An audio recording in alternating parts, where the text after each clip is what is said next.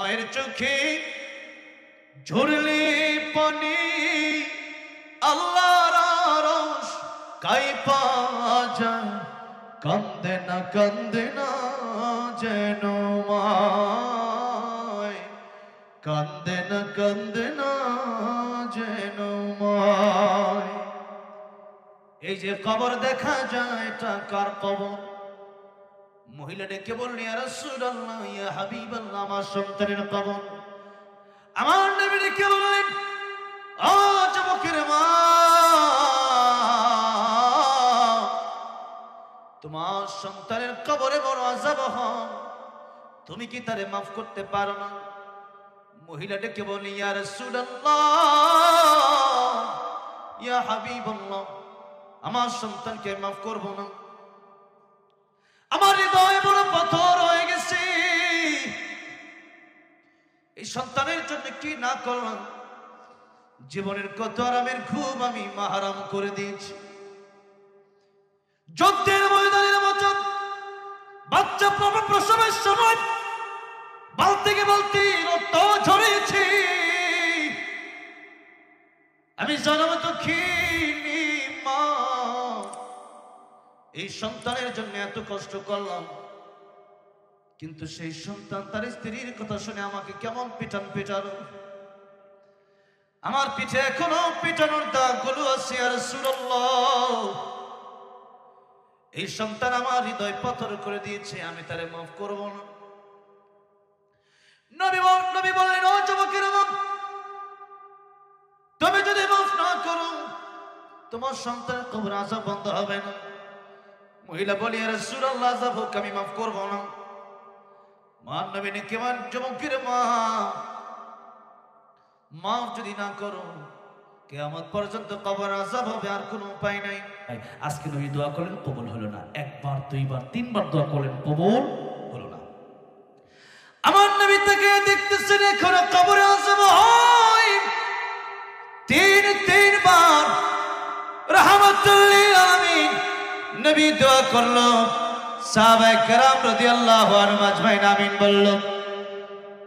এখন লোকটার কবর আযাব হয়, আমার নবীজি আল্লাহর কাছে জিজ্ঞেস করলেন, আল্লাহ রাব্বুল আলামিন, আমি রাহমাতুল লিল আলামিন নবী হই, তিনবার দোয়া করলাম, কেন কবুল হয় না?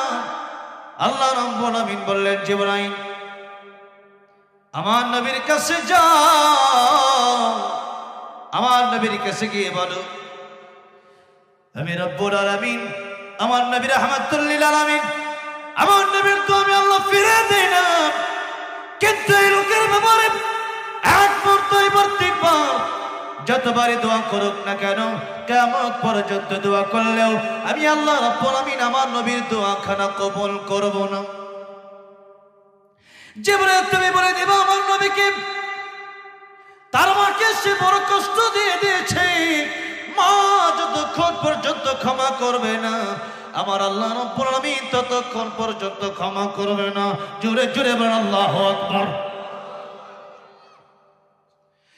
জিবরাইল এসে ডেকে বলে, ইয়া রাসূলুল্লাহ,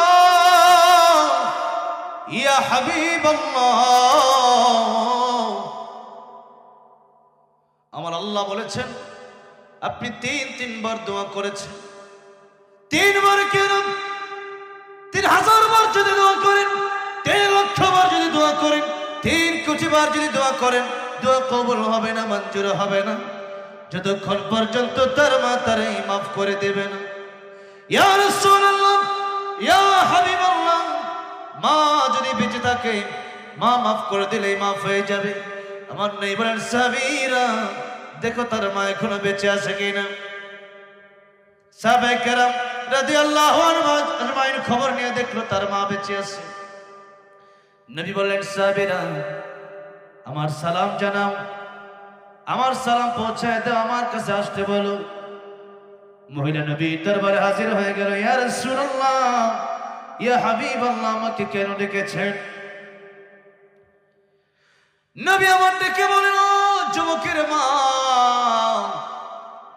এই যে কবর দেখা যায় এটা কার কবর? মহিলা ডেকে বললেন, ইয়া রাসূলুল্লাহ, ইয়া হাবিবাল্লাহ, আমার সন্তানের কবর। আমার নবী ডেকে বললেন, ও যুবকের মা,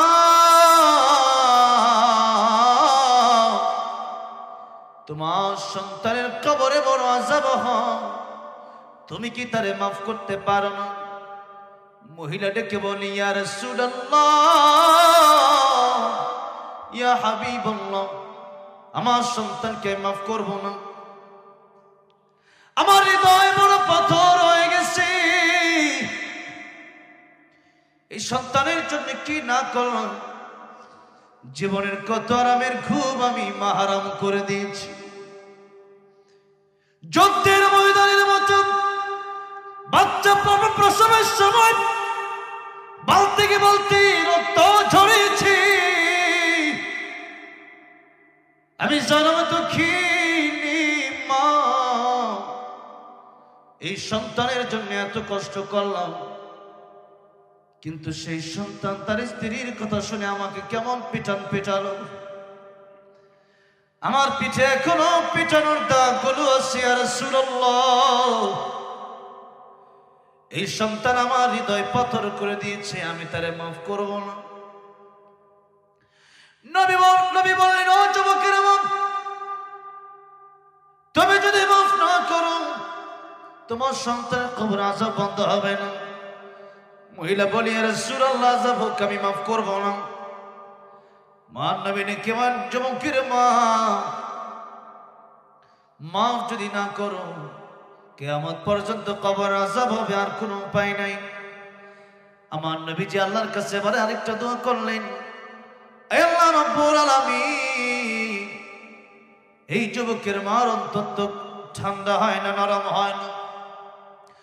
হে আল্লাহ রাব্বুল আলামিন, আমি তোমার কাছে একটা দোয়া করি, কবর আযাব কেমন এটা তো তার মা জানে না, আমি দেখতেছি, আমি জানি। নবী আমার একদিন ডেকে বলেন, আমার মনে চাই আমি যেন আমার উম্মতের জন্য দোয়া করি, আমার উম্মত যেন কবর আযাব দেখে। কিন্তু আমি নবী আমার উম্মতের জন্য দোয়া কেন করি না? কারণ আমার উম্মত কবর আযাব যদি দেখে, মায়ের লাশ নিয়ে কবরে যাবে না, বাবার লাশ নিয়ে সন্তান কবরে যাবে না, ভাইয়ের লাশ নিয়ে ভাই কবরে যাবে না, আত্মীয় স্বজনের লাশ নিয়ে আত্মীয় স্বজন কবরে যাবে না। দুনিয়ার নিজাম পরিবর্তন হয়ে যাবে, দুনিয়ার মানুষগুলো কবর আযাব দেখে চিৎকার মেরে কলেজা ফেটে মরে যাবে, চাকরি বাকরি বন্ধ হয়ে যাবে, ব্যবসা বাণিজ্য বন্ধ হয়ে যাবে, দোকানপাট বন্ধ হয়ে যাবে, ইনকাম বন্ধ হয়ে যাবে, সাধারণ চলাফেরা বন্ধ হয়ে যাবে। আমার নবী কি বলে, আমার উম্মতের জন্য আমি এই জন্য দোয়া করি না, কারণ হচ্ছে আমার উম্মতের নিজাম ঠিক থাকবে না, লাশ পচে যাবে, গলে যাবে বাড়িতে, কিন্তু লাশ কেউ ধরবে না, আযাবের ভয়ে, গজবের ভয়ে লাশ কেউ ধরবে না। তাই আমি আমার উম্মতের জন্য দোয়া করি না। আল্লাহ রাব্বুল আলামিন, আজকে মহিলার জন্য আমি দোয়া করি, আমি যেমন কবর আযাব দেখি, এই যুবকের মাকেও একটু কবর আযাব তুমি দেখায় দাও। আমার আল্লাহ আমার নবীর দোয়া কবুল করে নিলেন, মঞ্জুর করে নিলেন। আমার নবীজি বললেন, ও আমার বন্ধু, আমার হাবিব, আপনার দোয়া আমি এখন কবুল করে নিলাম। আমার রব্বুল আলামিন মহিলাকে তার সন্তানের কবর আযাব যখন দেখায় দিয়েছে, একটা চিৎকার করছে, ইয়া রাসূলুল্লাহ, ইয়া হাবিবাল্লাহ, কবরের আযাব এত ভয়ঙ্কর আমি বুঝি নাই, আমি ভাবি নাই। ইয়া রাসূলুল্লাহ, দুনিয়ার সব আযাব যদি একসাথে করা হয়, দুনিয়ার সব শাস্তি যদি একসাথে করা হয়, কবরের এক সেকেন্ডের আযাবের সমান হবে না। নবী আমার ডেকে বলেন, এই দুনিয়াতে কবর যে হাতের দিয়ে জাহান্নামী মানুষকে পিটানো হবে, ওই হাতুড়ি দিয়ে একটা বাড়ি যদি দেওয়া হয় উহুদ পাহাড়ে, উহুদ পাহাড় আমি দেখে এসেছি, প্রায় 8 মাইল লম্বা উহুদ পাহাড়, এক একটা বাড়ি দিলে উহুদ পাহাড় চূর্ণ বিচূর্ণ হয়ে যাবে। একটু চিন্তা করে দেখেন, একটা বাড়ি দিলে যদি উহুদ পাহাড় চূর্ণ বিচূর্ণ হয়ে যায়, আমাকে আপনাকে ওই হাতুড়ি দিয়ে বাড়ি দিলে আমার আপনার অবস্থা কি হবে? ও মুসলমান, এটা অনেক দেরি না, অনেক দূরে না। কবরে আযাব বেশি দূরে না, আবার কবরের শান্তিও বেশি দূরে না। নবী বলেছেন, আল কবরু রাউযাতুম মিন রিয়াযিল জান্নাহ আও হুফরাতুম মিন হুফারিন নার। কবর কারো জন্য জান্নাতের বাগান হয়ে যায়, কবর কারো জন্য জাহান্নামের গর্ত হয়ে যায়। আর এটা বেশি দূরে না। এখন যদি মরে যান, 5 মিনিট, 10 মিনিট, 15 মিনিট, 20 মিনিট, আধা ঘন্টা পরে মসজিদে এলান হয়ে যাবে, আব্দুর রহিম ইন্তেকাল করেছে, আব্দুর রহমান ইন্তেকাল করেছে, এলান হয়ে যাবে। একদিন তোমারই নাম মসজিদে হবে এলান, একদিন তোমারই নাম মসজিদে হবে এলান। তৈরি থেকো, তৈরি রেখো কবরের মাল সামান, একদিন তোমারই নাম মসজিদে হবে এলান। মসজিদে এলান হয়ে যাবে। বাজারে কাপড়ের কাপড় যে সারার জন্য মানুষ ছোট ছোট শুরু করে দেবে। ফজরের পর আপনার জানাজা হয়ে যাবে, বেশি দেরি না। এখন মরবেন, ফজরের পরে আপনাকে যখন কবরস্থ করা হবে, নবীজি বলেছেন, মানুষকে কবরে রাখার পরে, লাশ কবরে রাখার পরে, মুর্দাকে কবরে রাখার পরে মানুষ 40 কদম হেঁটে যেতে যতক্ষণ সময় লাগে, এতটুকুন সময়ের ভিতরে 2 জন ফেরেশতা চলে আসে, আর তাকে আল্লাহ রাব্বুল আলামিন আবার তার রূহ তার মধ্যে দিয়া দেন। সে ব্যক্তি আবার জীবিত হয়ে যায়। প্রশ্ন করা হয়, মান রাব্বুকা ওয়া মা দীনুকা ওয়া মান নাবিয়ুকা। 3 প্রশ্নের জবাব যদি দিতে পারে, কবর জান্নাতের বাগান হয়ে যাবে। আল্লাহ চিনেন না, নবী চিনেন না, দিন চিনেন না, নামাজ চিনেন না, কোরআন চিনেন না, কবর জাহান্নামের আগুন হয়ে যাবে। এই জন্য নবীজি বলেছেন, দুনিয়া মাসরাতুল আখিরাহ, এই দুনিয়া তোমাদের কাজের জায়গা। ভালো কাজ করলে ভালো ফলাফল পাবা, মন্দ করলে মন্দ ফলাফল পাবা। ভাইরা আমার, বাবাজিরা আমার, যুবকের মা যখন দেখলো কবরে আযাব হয়, যুবকের মা বলে, ইয়া রাসূলুল্লাহ, ইয়া হাবিবাল্লাহ, বুঝি নাই, ভাবি নাই কবর আযাব যে এত বেশি কষ্ট, কবর আযাব যে এত বেশি কঠিন। মহিলারা কি বলে, ইয়া রাসূলুল্লাহ, আমি ভেবেছিলাম কবর আযাব মনে হয় হালকা, কিন্তু এখন দেখি কবর আযাব বড় কঠিন। ইয়া রাসূলুল্লাহ, আমার সন্তানকে এই মুহূর্তে আমি মা হয়ে মাফ করে দিলাম। যে মুহূর্তে মা মাফ করে দিচ্ছে সন্তানকে, আমার নবী তাকায় দেখতেছেন। এতক্ষণ যে যুবকের কবর আযাব হয়েছে, নবী 3 বার দোয়া করলো, কবর জান্নাতের বাগান হলো না। মা যখন তারে মাফ করে দিল, সাথে সাথে কবর জান্নাতের বাগান হয়ে গেছে। মায়ের চোখে ঝরলে পানি, আল্লাহর আরশ কাঁইপা যায়, কান্দে না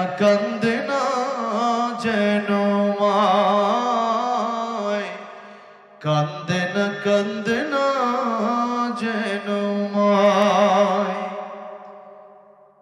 নবীজি বলেছেন, হুমা জান্নাতুকা হুমা নারুকা, মা বাবা তোমার জন্য জান্নাত, মা বাবা তোমার জন্য জাহান্নাম।